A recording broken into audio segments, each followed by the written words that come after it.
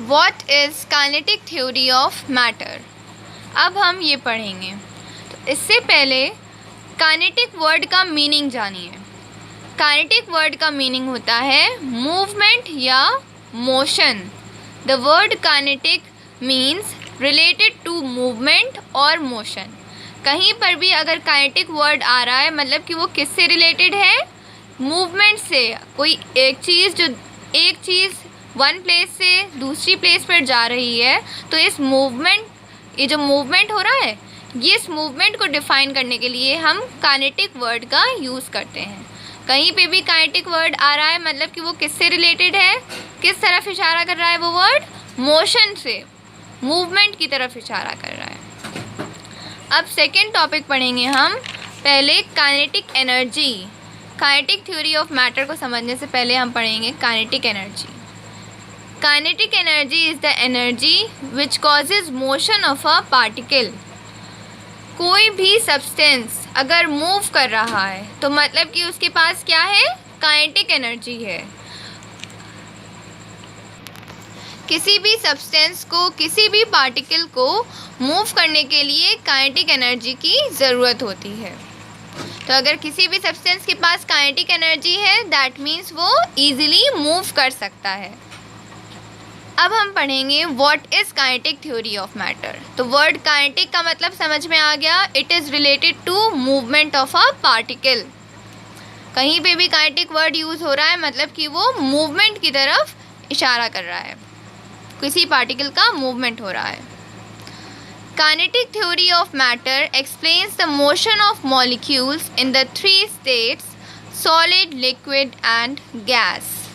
तो kinetic theory of matter जो है, ये हमें मैटर के जो कॉन्स्टिट्यूएंट पार्टिकल्स हैं, मतलब कि मैटर जिन पार्टिकल्स से बना है, मैटर किससे बना है, एटम्स से बना है। ग्रुप ऑफ एटम्स क्या हुए, मॉलिक्यूल्स से बना है, इन सब चीज़ों से तो बना हुआ है। तो इन मॉलिक्यूल्स के मूवमेंट को एक्सप्लेन करती है kinetic theory. Kinetic theory of matter जो है, ये हमें बताती है कि सॉलिड स्टेट के जो मॉलिक्यूल्स हैं वो किस तरह से मूव कर रहे हैं, लिक्विड स्टेट में हमारे मॉलिक्यूल्स किस तरह से मोशन कर रहे हैं, और गैस स्टेट में किस तरह से मोशन कर रहे हैं।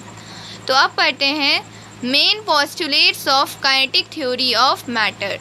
पोस्टुलेट्स का मतलब होता है मेन पॉइंट्स, मेन बातें। वैसे तो काइनेटिक थ्योरी ऑफ मैटर में बहुत सारे पॉइंट्स हैं, बट क्या मेन पॉइंट्स हैं इसके, क्या क्या मेन बातें हमें काइनेटिक थ्योरी ऑफ मैटर ने बताई। तो फर्स्ट पॉइंट है matter is made up of molecules. Matter किससे बना हुआ है, मॉलिक्यूल्स से बना हुआ है। मॉलिक्यूल्स क्या होते हैं, एटम्स के ग्रुप होते हैं। तो जो मेन सबसे छोटा पार्टिकल एटम, उससे बड़ा एटम्स के ग्रुप बने, वो क्या हुआ, मॉलिक्यूल। तो मैटर हमारा मॉलिक्यूल्स से बना हुआ है। These molecules are in a state of continuous motion due to their kinetic energy. अब देखिए, ये मॉलिक्यूल्स जो हैं, ये हम कंटिन्यूअसली मूव करते रहते हैं, मतलब कि ये मॉलिक्यूल्स लगातार मोशन में रहते हैं, लगातार चलते रहते हैं। अब क्यों, कोई भी चीज़ चलती है मतलब कि उसके पास क्या है, काइनेटिक एनर्जी है, क्योंकि उनके पास काइनेटिक एनर्जी होती है। तो तीनों स्टेट में मैटर की, सॉलिड, लिक्विड, गैस में, हमारे जो मॉलिक्यूल्स हैं मैटर के अंदर, वो कंटिन्यूअसली मतलब लगातार मूव करते रहते हैं काइनेटिक एनर्जी की वजह से, क्योंकि उनके पास काइनेटिक एनर्जी है। Second point, kinetic energy of molecule is directly proportional to the temperature of the substance. Kinetic energy, molecules की जो काइनेटिक एनर्जी है वो उन मॉलिक्यूल्स के टेम्परेचर के डायरेक्टली प्रोपोर्शनल है। अब इस डायरेक्टली प्रोपोर्शनल का मतलब क्या होता है, डायरेक्टली प्रोपोर्शनल का मतलब है कि अगर एक चीज़ बढ़ रही है तो दूसरी चीज़ भी उसके साथ साथ बढ़ रही है। मतलब कि अगर आपने अपने सब्सटेंस का टेम्परेचर इंक्रीज़ किया है, तो अगर हमने अपने सब्सटेंस को हीट किया, टेम्परेचर इंक्रीज़ का मतलब, टेम्परेचर इंक्रीज़ करने का मतलब क्या है, मतलब कि हम अपने सब्सटेंस को हीट कर रहे हैं, उसे हीट प्रोवाइड कर रहे हैं, तो उसके साथ साथ क्या होगा, उस सब्सटेंस के अंदर जो मॉलिक्यूल्स हैं उनकी काइनेटिक एनर्जी भी बढ़ेगी, इसका मतलब होता है डायरेक्टली प्रोपोर्शनल, कि आपने टेम्परेचर इंक्रीज़ किया, मतलब कि आपने सब्सटेंस को हीट दी, तो अब उन मॉलिक्यूल्स की जो काइनेटिक एनर्जी है वो भी क्या हुई, इंक्रीज़ हुई। टेम्परेचर इंक्रीज़ तो काइनेटिक एनर्जी भी increase. As the temperature rises, kinetic energy of the molecules also increases and the molecules move more rapidly। अब जब काइनेटिक एनर्जी बढ़ी तो अब मॉलिक्यूल्स के पास ज़्यादा काइनेटिक एनर्जी है, तो वो और ज़्यादा तेज़ी से और फास्ट स्पीड से मूव करने लगेंगे। तो डायरेक्टली प्रोपोर्शनल का मतलब समझ में आया। टेम्परेचर राइज़ किया आपने अपने सब्सटेंस का, तो मॉलिक्यूल्स की काइनेटिक एनर्जी भी राइज़ हुई, इंक्रीज़ हुई, और काइनेटिक एनर्जी बढ़ी तो मॉलिक्यूल्स तेज़ी से मूव करने लगे। Third point, molecules in matter always exert a force of attraction on each other which is called intermolecular force of attraction. अब देखिए, मैटर में जो मॉलिक्यूल्स हैं, से हम यहाँ बना लेते हैं। तो मैटर के अंदर जो कॉन्स्टिट्यूएंट मॉलिक्यूल्स हैं, सपोज़ ये एक मॉलिक्यूल है और ये दूसरा मॉलिक्यूल है। सभी मॉलिक्यूल्स एक दूसरे को एक फोर्स से अट्रैक्ट करते हैं। अट्रैक्ट का मतलब खींचते हैं। तो इन मॉलिक्यूल्स के पास एक दूसरे को खींचने के लिए जो ताकत है, जो फोर्स ऑफ अट्रैक्शन है, अट्रैक्शन मीन्स खींचना, एक दूसरे को खींचने की जो ताकत है उसे कहते हैं intermolecular force of attraction.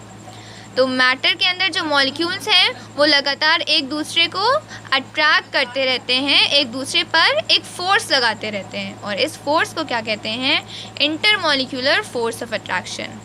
This molecule will attract this one and this molecule will attract this one.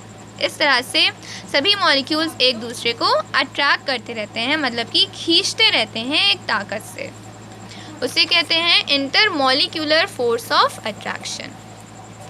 Now the fourth point is molecules in a substance have space between them. The space between the neighboring molecule is called intermolecular space. अब matter में हमारे जो molecules हैं उनके पास space होती है, एक दूसरे के बीच में कुछ स्पेस होगी ना, तो इस स्पेस को कहते हैं हम इंटरमॉलिक्यूलर स्पेस। मैटर के अंदर नेबरिंग मॉलिक्यूल्स, मतलब कि अगल बगल के जो मॉलिक्यूल्स हैं उनके बीच की स्पेस को हम क्या कहते हैं, intermolecular space. Space between the molecules is called intermolecular space. Now the fifth and the last point is the intermolecular force of attraction is inversely proportional to the intermolecular space. अभी वहाँ पर इससे पहले क्या पॉइंट आया था, directly proportional, अब यहाँ पर आया है इन्वर्सली प्रोपोर्शनल। इन्वर्सली प्रोपोर्शनल का मतलब होता है अगर एक चीज़ बढ़ रही है तो दूसरी चीज़ कम होगी, घटेगी। तो अगर इंटरमॉलिक्यूलर फोर्स ऑफ अट्रैक्शन बढ़ेगा तो इंटरमॉलिक्यूलर स्पेस कम होनी चाहिए। देखिए, समझिए इसे। As the space between the molecules decreases, intermolecular force of attraction increases and vice versa. मतलब कि हम यहाँ पर एग्जाम्पल के तौर पर दो मॉलिक्यूल्स बना रहे हैं, इनके बीच की स्पेस को अगर आप बढ़ाएंगे, मतलब कि अगर आप इन्हें अब दूर दूर उठा के रख देंगे, अभी ये इतनी दूरी पर थे, अब ये इतनी दूरी पर आ गए, तो इनके बीच की जगह बढ़ी ना, मतलब कि इंटरमॉलिक्यूलर स्पेस बढ़ी, तो अब इंटरमॉलिक्यूलर फोर्स ऑफ अट्रैक्शन अपने आप कम हो जाएगा। मतलब कि अब ये पार्टिकल, ये मॉलिक्यूल इस मॉलिक्यूल को कम फोर्स से खींच पाएगा, जितने फोर्स से इसमें खींच रहा था इस सिचुएशन में, उससे कम फोर्स से खींच पाएगा। तो आपने इंटरमॉलिक्यूलर स्पेस बढ़ाई, मॉलिक्यूल्स के बीच की जो जगह है उसे इंक्रीज़ किया, तो फोर्स क्या हो गया, एक दूसरे पर जो खींचने वाला फोर्स था वो अपने आप कम हो गया। इसे कहते हैं इन्वर्सली प्रोपोर्शनल।